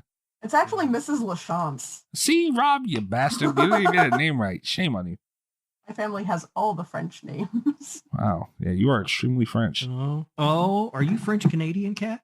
French Canadian. Oh, God. That's why I like Cube. It's why I like Martyrs. It's why I'm the only person in the world that liked High Tension. Oh, boy. Yeah, don't listen to that episode either. I didn't. I intentionally did not. Do not. I've never seen it. No bullshit. Me and Dismay actually argued after that. Like, she was so pissed off at me. Like, it was bad. Yeah. Don't listen to that one. I shit all over that thing too. I'm sorry, Kat. I feel bad. I feel like I need to buy Kat something. Like, I really do feel bad about that. She likes coffee. Yeah, clearly. I like coffee. There's a new Robert Englund mug. Is there? I would love one of our t-shirts in a women's purple. Oh, shit. Right, damn. Oh, man. Well. She likes coffee and men from the bus station. Well, hold on. Hey, come on. Do you guys hate me? I'm I mean, mad, but I don't hate you. Thank you. My opinion of you hasn't changed since the episode started. I'll just leave it at that. Wow, that says a lot. Holy shit. Well, don't worry, Rob, because this coming Sunday, I think I'll get you to hate me. You son of a bitch. I'll change that opinion. Don't you worry. Anyway, thanks for sitting with us for the last episode of Slasher Radio, Yeah. guys. We're going to have a death match eventually. Yeah, so, I mean, do you guys have anything else to say about this? I don't think so. All right. No, I don't think so. Well, this was an eventful show, guys. It was something. Yeah, we finally got to hear from Kat's mom. I think I made everybody hate me, so a lot was accomplished. Be sure to go check us out at Slasher Radio, guys, at slasherradio.com. Follow us on Twitter at Slasher Radio. You follow me at Mikey's Dad. Also, if you want to check out my appearance on the Geeked Out podcast, I made a little appearance on that. So by the time you are listening to this show, you can go hear my opinions. We talked, what the hell did we talk about? I just recorded this today too. That's a shame. What has and has not changed in horror. So it was actually a pretty cool conversation. You can check them out at Geeked Out Pod. And Rob, where are they finding you? I'm on Twitter at Radio Rob123. And you can also listen to my other show, This Horror Life, which you can catch wherever you get Slasher Radio. I'm going to be on that bitch too. And also on slasherradio.com now, right? Yeah. Is that a done deal? Is that happening? Yeah, it is. Does it work? I don't know. It works. I failed to give Ghost the correct information to log in, but it does work. It does work. Okay. So by the time you're hearing this, you will be able to hear all of the This Horror Life episodes on slasherradio.com, including my upcoming appearance on This Horror Life, where we are talking Psycho remake and original. Can't wait for that. Thank you for not doing that on this show. Oh, don't worry, Kat. We will eventually get to it. Are you going to do that to Rob twice? Oh, yeah. I still have to watch that movie. Oh, my God. Don't forget, you watch Freddy's Dead for no reason, too. I know, yeah. Oh, man. Kat, where are they finding you? On Twitter, at cat_velour, VOLEUR. That is right. And that's it, guys, for this week. Come check us out next week. Good night from Slasher Radio. And don't forget, guys, the pool cleaner was outside of the pool. Motherfucker, Rob. All the best of Slasher Radio podcast.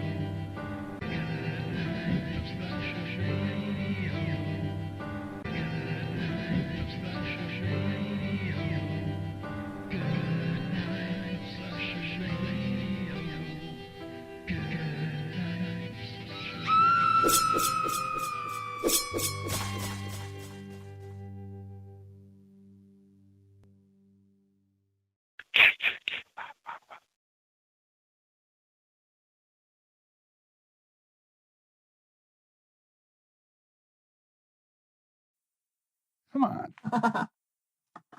Why? Outside of the pool. Ooh. So, okay, we the episode's done. Were you guys fucking with me? No. No. I'm dead serious. It's a great movie. I'll never comprehend, honestly. Seriously, this movie changed my life. Because again, I had already been watching horror movies, but this was like the movie where it clicked that this was a thing I wanted to do. And from this point on in my childhood, I was always like, when we went to rent movies, when I was trying to figure out what I was allowed to watch, like it was always scary stuff from this point forward. I don't know what to say, man. It's a good movie. I didn't see it. I did not see it. I genuinely feel bad. I really do, Kat. You should. I do. I really do. You should feel bad for me, too. No, I don't feel bad for you. This movie didn't change your life. No, I feel terrible. Yeah. Damn. Oh, good. Now I gotta go and get all these fucking Portnoys. Also, you need to tell Geeked Out that they should have me on. If it's a geek podcast. Yeah, why did they not ask the Dungeons and Dragons? To be fair, I found that out when we were done recording, and I did tell them that. Is it a horror podcast or just about geeky stuff? Just about geeky stuff. Oh, I yeah. speak High Valyrian. Why? I don't even know what that is. Game of Thrones? Oh. Huh? The language of dragons? Come on. Do you really know how to speak that? Yeah. Holy shit. You. Damn. Zodrizi Buzdari Kostas Daur. She just told us to go fuck ourselves, Rob. I know. I know. God damn it. What'd you say? It's one of the most famous quotes from I almost said from Dungeons and Dragons, from Game of Thrones. Oh. A dragon is not a slave. Come on. Oh! Geeks. We like geeks. Fuck. Speak about, damn it, I forgot to bring that up. This is getting brought up on Sunday, God damn it. I watched Shape of Water, Rob. That is not a horror movie. It is a horror movie. No, it's not. And that right there is a 10. I will say this. I enjoyed it very much. I did. Of course you did, because it's a fucking amazing movie. I was hoping to hate it, and I can't even shit on it like that. I can't. It was very good. Nowhere near, like, your Creature of the Black Lagoon reference last week, or whenever it was. No way. No way. Same story. Nope. That was a way darker movie than this. Nope. This is just as scary as any of those Universal monster movies. It's a horror movie. Scary where? Not. There's really a not. Where was it scary? When they fill the bathroom with water to fuck? Where was this scary at all? I think the scary was when she was pantomiming like how his dick worked. That scared me. Oh, you guys, you just don't get it, I guess. I don't know. No, I do actually. I really like Shape of Water, but I would not consider it a horror movie. It's on my list of like top 5 romances. Yeah, that's not a horror movie at all. It's like a... All right, first of all, there's no way that my favorite movie of all time is a romance. It absolutely is. And, yeah, it's a love story. Yeah. It's a brilliant movie. It's a chick flick, practically. And it's a horror movie. It's a mystery, maybe, kind of, but it's definitely a romance. No. Nope. Damn, I forgot to bring that up. I get why you guys are confused, because it's a little bit of everything, which is one of the reasons I love it so much. There are scenes where it's like an espionage movie. It's okay to like romance movies. There are scenes where there's like a heist movie. There is the love story. There's also there's a musical number. Yeah, the fuck? There's it's just a bit of everything. I love it. Not a horror movie. All right, well, look, you can be wrong about this and Cube. That's fine. Unbelievable.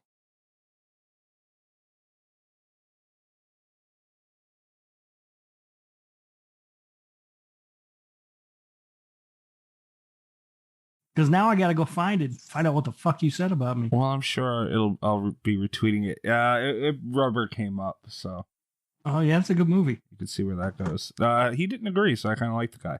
Oh, no, he can go straight to hell, that guy. Aww. Hope his show crashes and burns. Well, now that I was on it, you know? Oh, yeah. That's a sign of a healthy show. Says the guy having me on his fucking show this weekend.